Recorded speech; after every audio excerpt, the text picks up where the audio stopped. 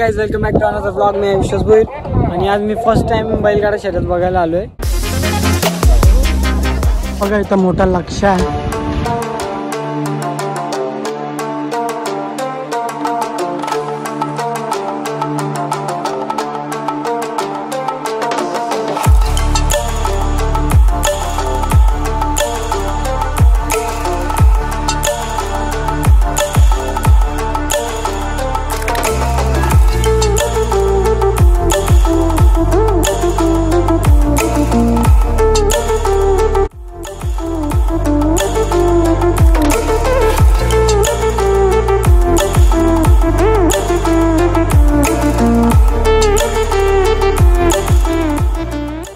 अतिशय मोठा किताब जिंकलेला आहे बैलांनी. आणि बैलाबद्दल दोन शब्द सांगा. महाराष्ट्रामध्ये हिंद केसरी म्हणून लक्ष ओळखला जात होता बदलापूरचा. आणि बदलापूरचा नाव कानाकोपऱ्यात म्हणजे यूट्यूब किंवा इंस्टा याच्यावरती म्हणजे पहिले लाईव्ह नव्हतं. बरोबर. पहिले म्हणजे लाईव्ह कोणाला बघायला भेटत नव्हता किंवा इंटरनेट नव्हता. बरोबर. त्या काळामध्ये लक्षाचं नाव होता आपल्या महाराष्ट्रभर. बरोबर. आता मी सांगतो महाराष्ट्रातल्या कानाकोपऱ्यात म्हणजे ज्या गावात शर्यती नसेल होत, सिटी भागात पण शर्यती कशा असतात त्या माहिती झाल्यात यूट्यूब किंवा इंस्टा तुमच्या इंटरनेटमुळं.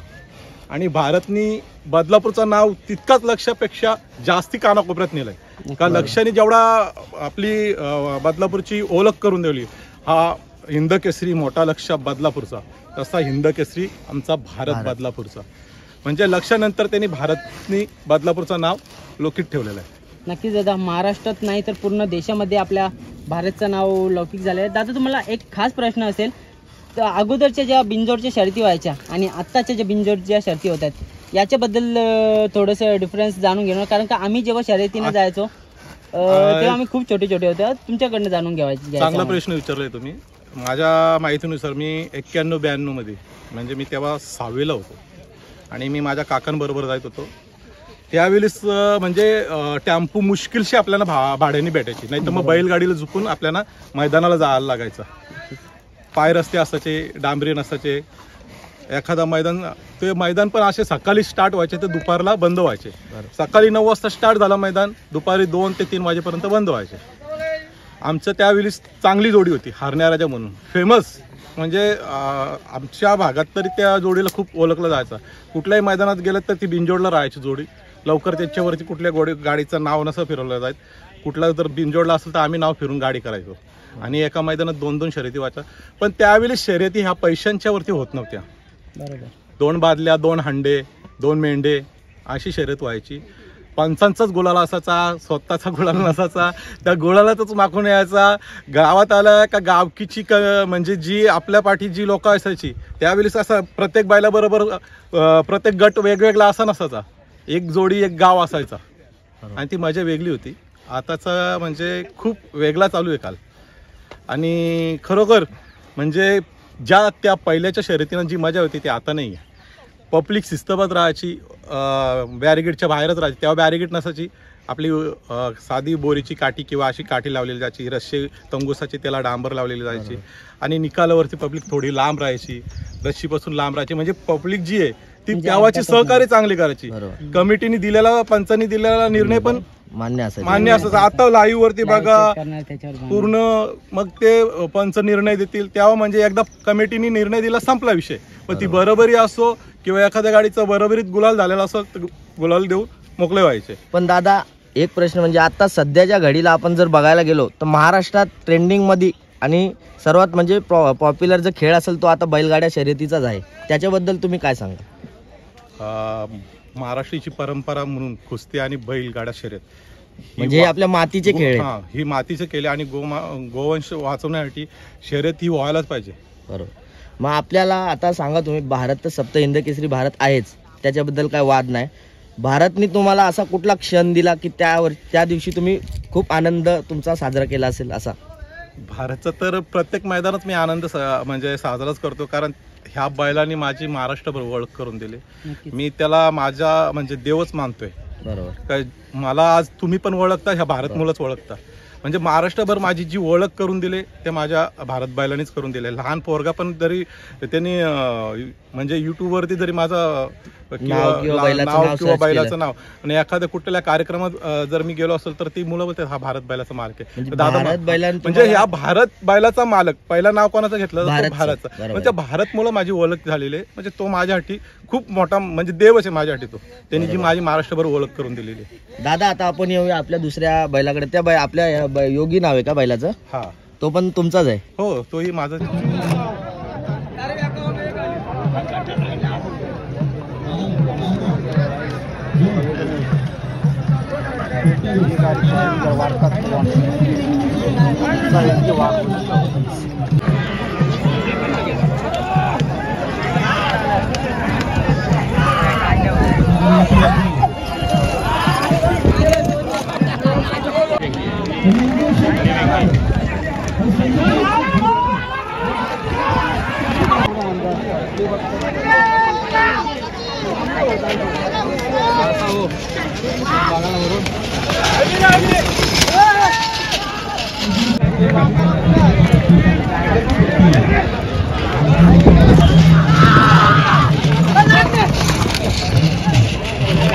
झाले हो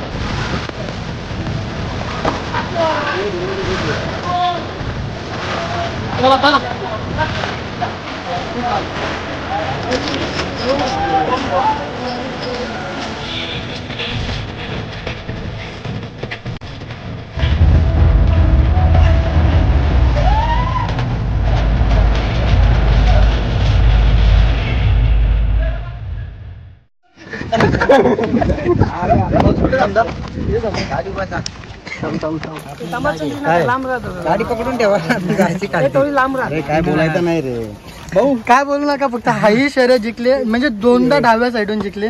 तर काय वाटतं तुम्हाला या शर्यतीबद्दल? अरे आनंद वाटतो, दोन्ही साईडनं पळतोय आता, चांगलं वाटतं ना. जाम फरकाने जिंकली.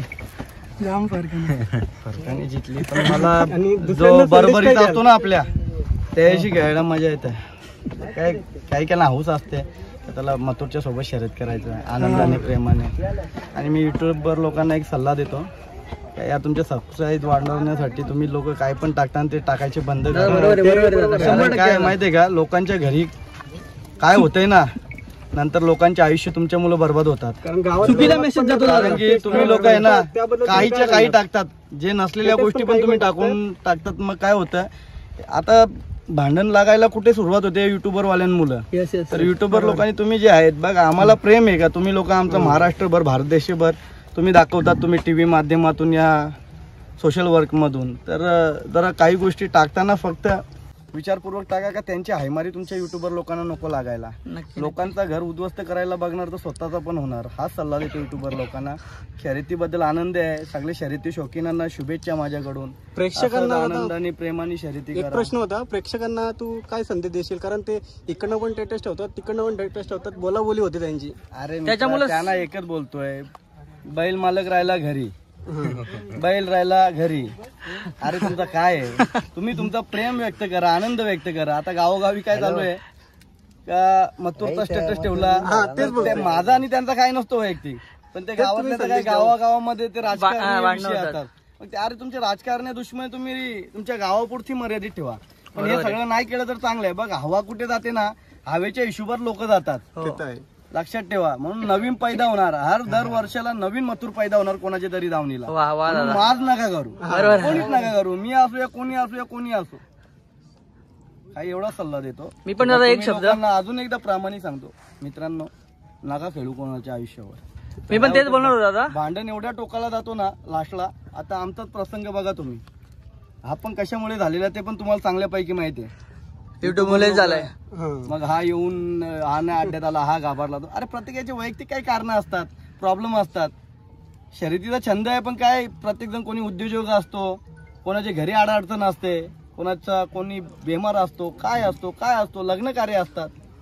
मग याचा अर्थ कोणाला पण मी आज सांगतो ना, ते आमचे पण अपोजिटवाले आता मैदानात आले नाही ना, त्यांचे पण कारण असू शकतात.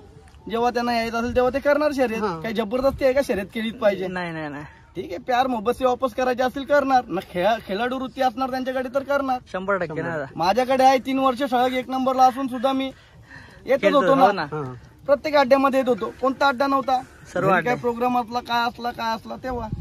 असं नाही ना का बैल माझा ओके आहे ना मी घाटावर नेऊन ठेवतो, असं काय नाही. ह्याला मर्दांगी थोडी बोलतात. दादा एक प्रश्न बघता का, मी ना एक युट्यूब वर बघितलेला, राहुल भाई म्हणजे हे होता थंबनेल होता, राहुल भाईचा राग बघा राहुल कसा करतो. मला काय बोलायचं नाही, फक्त दादा आग्र्याच्या बच्च्याला राग असतो, पण राग कसा कधी येतो बघा. चुकीचं आहे ना दादा त्याच्यामध्ये. शर्यतीचा क्षेत्र आहे ना, शर्यतीचा क्षेत्र जो आहे ना तो प्रेमाने आणि आनंदाने खेळ पाहिजे. नक्की तुम्ही जिता हारजीत होणार, मी जितलो आज, उद्या अजून कोणी जितणार, पण खेळ असा मर्यादित ठेवा का आपण जितापुरती आपण एन्जॉयमेंट तेवढीच. नाहीतर तो एन्जॉयमेंट असा करू नका का ते भांडणाच्या टोकाला जाणार. तसं नाही व्हायला पाहिजे. माझा बी मत एक वैयक्तिक आहे भाऊ, मी काय कोणाच्या बापाचा खाल्ला नाही ना, मी काय बांगड्या नाही भरल्या, कोण काय बोलल ना मी कोणाचं ऐकून घेणार, तेवढा आमच्याकडे टाइम नाही. चल तुझे प्रश्न साईडला व्यवस्थित. एखादा जर बातमी देतोय ना त्याचा कुठे चुकत असेल ना तेवढा तुम्ही कट करून टाकायचा. म्हणजे तुम्हाला एक सल्ला देतो, एडिट चुकीची पण करतात, एडिट चुकीची केली तर कोणी मालक असो बैलगाडा मालक गेला खड्ड्यात, असं वैयक्तिक आपण साईडला करून ठेवायचं. बरोबर आहे दादा. पर्सनॅलिटी काय तुमची, वैयक्तिक कोणाला नाही घ्यायचा. ओके दादा ठीक आहे, तुम्हाला पण शुभेच्छा तुमच्या काय युट्यूबच्या चॅनलला प्रत्येकाच्या. थँक्यू सो मच सांगितलं तेवढं लक्षात ठेवा. नक्की दादा नक्की. सल्ला द्यायचा काम आहे बाबा बरोबर आमचा. दादा. त्या युट्यूबवर जो मस्ती करणार बघ भरपूर असे आहेत, आज त्यांचे यायचे वांदे इथे अड्ड्यामध्ये, मग तुमचं नाही असं व्हायला पाहिजे. काय करतात आता मधीत पण कोणीतरी टाकली काय बकासूरला 21 लाखाची काहीतरी मागणी. अरे मी कशाला टाकू, तो वाघ आहे माझ्याकडे, तो मथुर आहे माझ्याकडे, मी कशाला मी आतून घेऊ. आमचा सचिन गरज आहे, सचिन गरज पळवतो, मुंबईचाच मालक आहे हो ना, तो पळवतो ना त्याच्या नावाने. आम्हाला काय गरज पडले.